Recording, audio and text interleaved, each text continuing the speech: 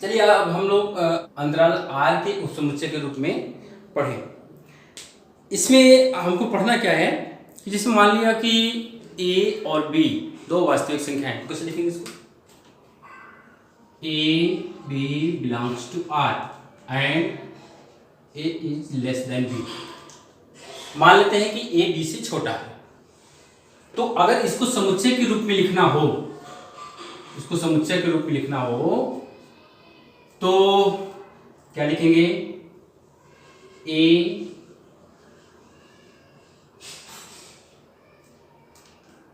is set of x such that x lies between a and b। x जो है a से बड़ा होगा और b से छोटा होगा, क्योंकि a is greater than b है, sorry a is less then b है, a is less then b है, a का मान b से छोटा है। तो एक ऐसा समुच्चय जिसकी सारे के सारे a और b a से बड़े हों और b से छोटे हों, कहने का मतलब a और b उसमें नहीं रहेगा, ठीक है।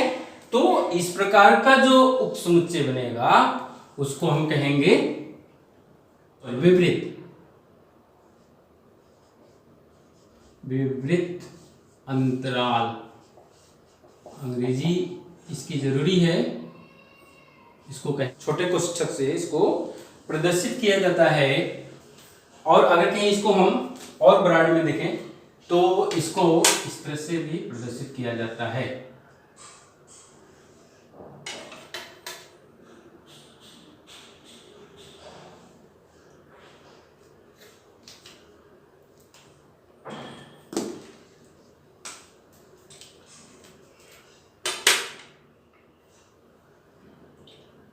कहने का मतलब ये दोनों एंड इसके ओपन है, ये ओपन है, खुला हुआ है ना, ये ओपन है दोनों तरफ से। यानी कि जब हम इंटरवल ले रहे थे उपसमुच्चयों का, इसको इंक्लूड नहीं किए थे, ये ओपन इंटरवल हो गया। और दूसरा है, अब ऐसा हो सकता है कि इसको हम क्लोज कर दें, ये हो सकता है ना, चार कंडीशन बनेगी। देखिए ये ओपन हो गया, फिर सेकेंड लेंगे तो क्लोज हो जाएगा।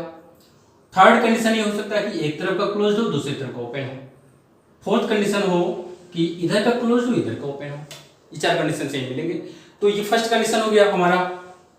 सेकेंड कंडीशन, इसको कहते हैं समवृत्त अंतराल, समवृत्त अंतराल क्या कहते हैं इसको? Closed interval, interval. Closed interval का मतलब ये हो गया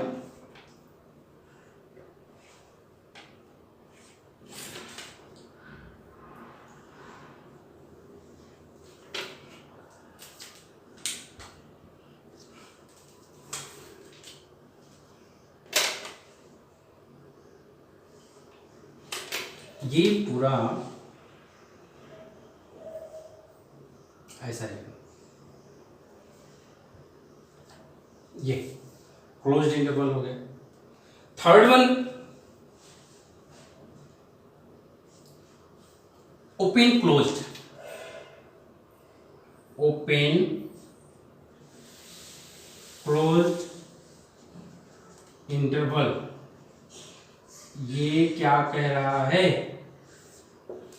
ओपन, पहले ओपन फिर बाद में क्लोज्ड हो गया, ऐसा भी इंटरवल। अच्छा हाँ, इसको देखिए, इसमें कैसे लिखेंगे? मान लेते हैं ये समुच्चय जो होगा वो x होगा such that x is lies between a and b। यहां पर हमने दोनों को क्लोज कर दिया, इसका मतलब कि इन दोनों a और b को भी लिया। ये a है, ये b है, a है, b है, यहां पर दोनों को लिया तो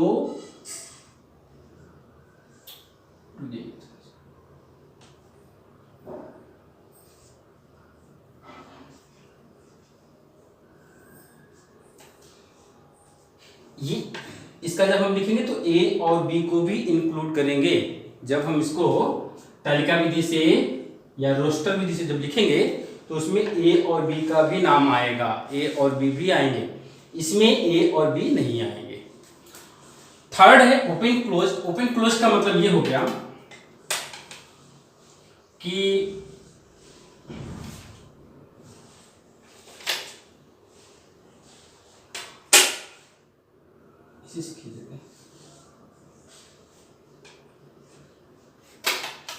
ये ओपन क्लोज बोला, पहले ओपन फिर वन क्लोज, ओपन क्लोज, ये क्लोज हो गया। ठीक है, ये क्लोज हो गया। क्लोज हो गया का मतलब ये जब हम रोस्टर विधि से समुच्चय को हम रोस्टर या तालिका विधि में जब लिखेंगे तो इसका जिक्र होना चाहिए, ये उसमें शामिल होगा। कहने का मतलब अगर ये समुच्चय C है, C equal C set of X such that A is greater than A, X is greater than X, but X is less or equal to B। यहां पर B भी जब हम इसका प्रसार करेंगे रोस्टर विधि से जब लिखेंगे तो इसमें B का भी नाम आएगा, A नहीं आएगा। ये हो गया ओपन क्लोज्ड। ये A है और ये B है, इसमें A नहीं आएगा, ये इसमें दोनों आएंगे, इसमें दोनों नहीं आएंगे और ए आएगा। फोर्थ है क्लोज्ड इंटरवल। यहां तो ओपन क्लोज्ड किए थे, क्लोज्ड इंटरवल। अभी एक चीज हम और अभी नहीं बता रहे हैं, यहां तो हमने इसका सिंबल बता दिया कि इसको इससे प्रदर्शित करते हैं, ओपन को, क्लोज्ड को, या ऐसे करें इससे, और क्लोज्ड को स्क्वायर ब्रैकेट से, बड़े वाले ब्रैकेट से करते हैं। Open closed, open and closed. ये देखिए क्लोज का है, ये ओपन का है, तो इसमें बंटवारा हो जाएगा, इधर ओपन हो जाएगा और इधर क्लोज हो जाएगा। A B A B A B ऐसे लिखते जाएंगे। ये इसको इस तरह से सिंबल से भी लिखते हैं, क्लोज्ड, क्लोज्ड, ओपन, ओपन भूल गए, इंटरवल। अब इधर क्लोज्ड हो गया, उधर ओपन हो गया, तो क्या कर देंगे,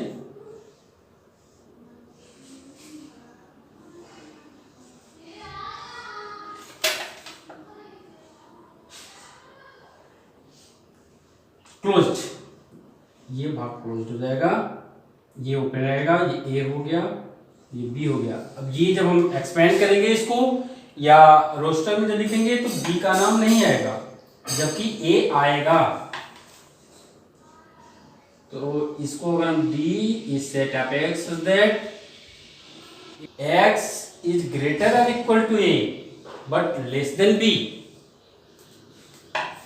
ये क्या हो जाएगा, इधर क्लोज्ड और इधर ओपन रहेगा, ऐसे प्रदर्शित किया जाता है इसको। ठीक है, तो ये हो गया अंतराल आर समुच्चय के रूप में कैसे प्रदर्शित करते हैं, इसके बारे में हम लोग जान लिए। नेक्स्ट अभी पढ़ेंगे हम लोग घात समुच्चय। कितने मिनट? आइए हम लोग लास्ट टॉपिक देखते हैं, घात समुच्चय, पावर सेट। पावर सेट में पहले एक छोटा सा एग्जांपल लेकर के हम लोग समझते हैं तो ज्यादा अच्छा समझ में आएगा। जैसे मान लीजिए कि एक समुच्चय है जिसके अवयव 3 और 5, तो अगर हमको इस समुच्चय का उपसमुच्चय ज्ञात करना हो तो क्या क्या इसके उपसमुच्चय हो सकते हैं। एक ऐसा समुच्चय जिसका अवयव 3 हो, केवल 3 हो, एकल समुच्चय हो, तो इसका उपसमुच्चय होगा। एक ऐसा समुच्चय, एकल समुच्चय जिसका अवयव 5 है, ये, तो इसको भी इसका उपसमुच्चय बोला जाता है। बोला जाएगा। और हम जानते हैं कि प्रत्येक समुच्चय स्वयं का उपसमुच्चय होता है, यानी कि 3 और 5 भी इसका उपसमुच्चय होगा। और एक ऐसा सेट है जो सब में कूदेगा। जब उसके उपसमुच्चय की बात आएगी तो पहले पहले कूद जाएगा कि मैं रहूंगा। कौन है वो है फाई। फाई एक ऐसा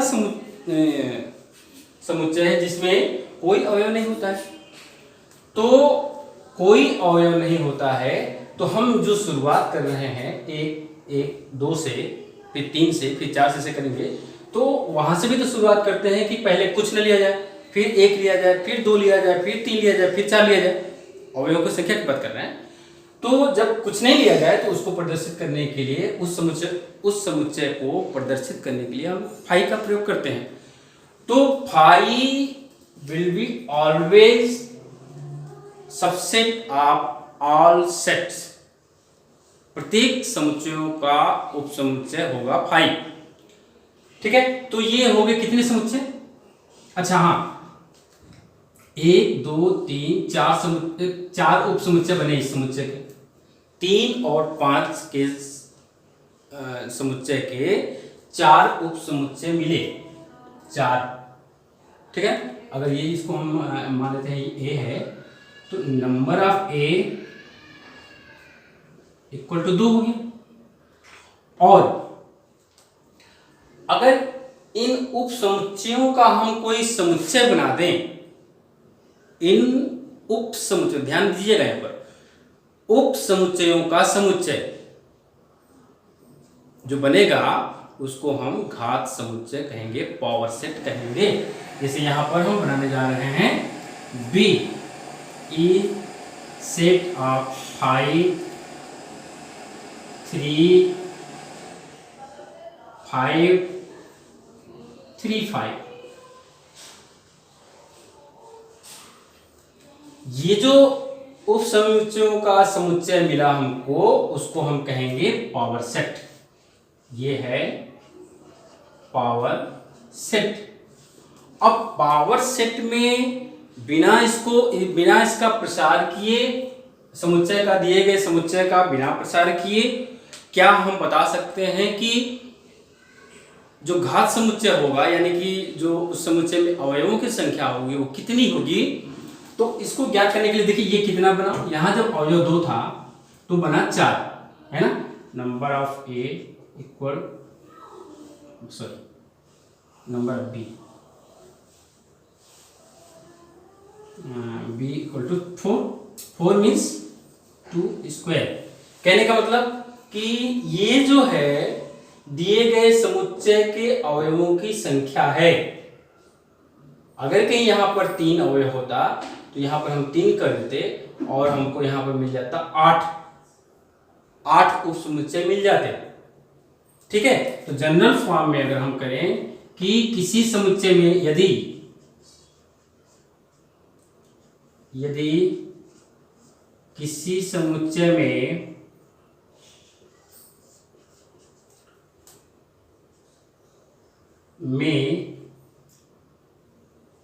अवयवों की संख्या यम हो तो घात समुच्चय के अवयवों की संख्या बराबर 2 पावर m। ये जनरल फॉर्म होता है। ये जनरल फॉर्म होता है। अगर यहाँ पे 3 है तो यहाँ पर 3 कर देंगे, 2 पावर 3, 2 इंटू 2 इंटू 2, 8 हो जाएगा। 8 उपसमुच्चय बनेंगे और पावर सेट में अवयवों की संख्या 8 होगी। तो ये हुआ इंट्रोडक्शन। आइए चलते थोड़ा सा एक्सरसाइज कर लेते हैं।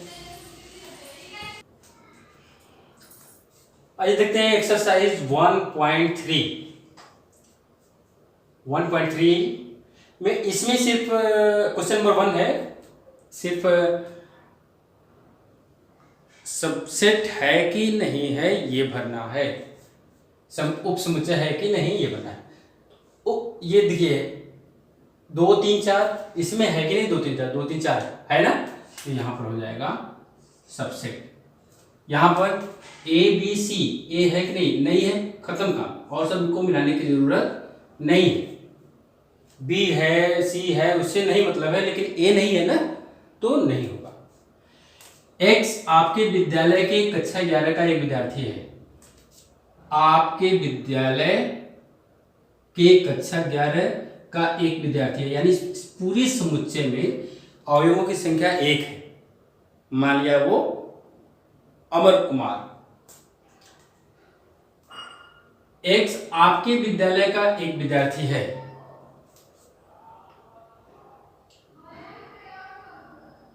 तो यहां पर ये बात कंफ्यूजन नहीं होना चाहिए कि कक्षा 11 का एक विद्यार्थी हम ले लिए, तो यहां पर आपके विद्यालय का एक विद्यार्थी, तो आप ये कंफ्यूजन में न रहिए कि मैं कक्षा 9 का एक विद्यार्थी ले लूंगा। यहां पर सबसेट की बात चल रही है, तो अवयवों की संख्या 1, अवयवों की संख्या 1, ठीक है ना, तो यहां पर सबसेट हो जाएगा, बल्कि बराबर सेट उसको कहेंगे। फोर्थ वन, एक्स किसी समतल में स्थित एक वृत्त है। कोई समतल है, जिसे मान लीजिए कि समतल है, इस पर एक स्थित एक वृत्त है, उसका कोई माप नहीं दिया हुआ है, उसका कोई माप नहीं दिया हुआ है। और सेकंड कंडीशन क्या है, दूसरा समुच्चय क्या है, एक समान समतल में, उसी समतल में एक ऐसा वृत्त है जिसकी त्रिज्या 1 इकाई है। अगर कहीं ये उल्टा देता तो हम कहते कि ये उसका उपसमुच्चय है, लेकिन ये कह रहा है कि समतल में ये विस्तृत कर दिया है, एक वृत्त है, उसका माप नहीं दिया हुआ है, उसकी त्रिज्या नहीं दी गई है। उसकी त्रिज्या 1 भी हो सकती है, 2 भी हो सकती है, 3 भी हो सकती है। कहने का मतलब इसमें अवयवों की संख्या ज्यादा होगी, इसमें अवयवों की संख्या केवल 1 है। 1 सेंटीमीटर त्रिज्या का एक ही वृत्त खींचा जा सकता है ना, तो इसमें अवयवों की संख्या 1 है, तो यहां पर नॉट सबसेट हो जाएगा। किसी समतल में स्थित एक त्रिभुज है, एक त्रिभुज है, और किसी समतल में स्थित एक आयत है, दोनों एकदम अलग अलग है, कोई उसमें मेल है ही नहीं, तो यहां पर सबसेट की बात ही नहीं उठता। किसी समतल में स्थित एक समबाहु त्रिभुज है, समबाहु त्रिभुज है, और किसी समतल में स्थित एक त्रिभुज है। देखिए, किसी समतल में स्थित एक त्रिभुज कह दिया, इसका मतलब इसमें जो समुच्चय बनेंगे, समुच्चय के अवयव होंगे विषमबाहु त्रिभुज, समकोण त्रिभुज, न्यून कोण त्रिभुज, समबाहु त्रिभुज, सभी प्रकार के त्रिभुज आ जाएंगे इसमें। तो उसी में से एक समबाहु त्रिभुज है, यानी कि ये इसका उपसमुच्चय होगा। ये हो गया सबसे। x एक सम प्राकृतिक संख्या है, प्राकृतिक संख्या 1 2 3 4 5 6 7 8 9 अप टू, उसमें सम प्राकृतिक संख्या 2 4 6 8 10, और x एक पूर्णांक है। पूर्णांक क्या होता है, प्राकृतिक संख्या, 0 और ऋणात्मक संख्याओं का समूह, संग्रह। तो प्राकृतिक संख्या पूरा ले लिए, इसमें जो है पूरी प्राकृतिक संख्या है, जिसमें सम संख्या, विषम संख्या, एक सब है इसमें, तो इसका मतलब कि यह जो है समुच्चय, इसका उपसमुच्चय होगा। ये तो ये हो गया क्वेश्चन नंबर 1।